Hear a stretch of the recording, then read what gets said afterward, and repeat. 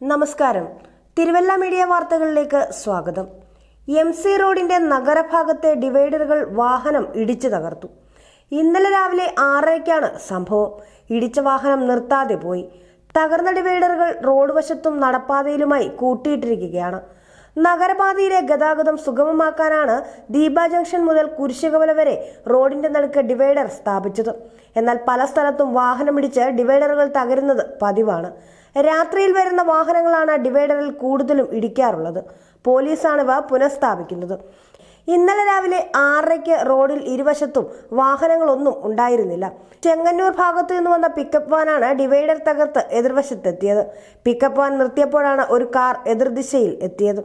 ഡിവൈഡറിന്റെ ഒടിഞ്ഞ ഭാഗങ്ങൾ നടപ്പാതയിലിട്ടതോടെ നടന്നു പോകുന്നവർ റോഡിൽ കൂടി പോകേണ്ട അവസ്ഥയാണ്. News desk, Thiruvalla media.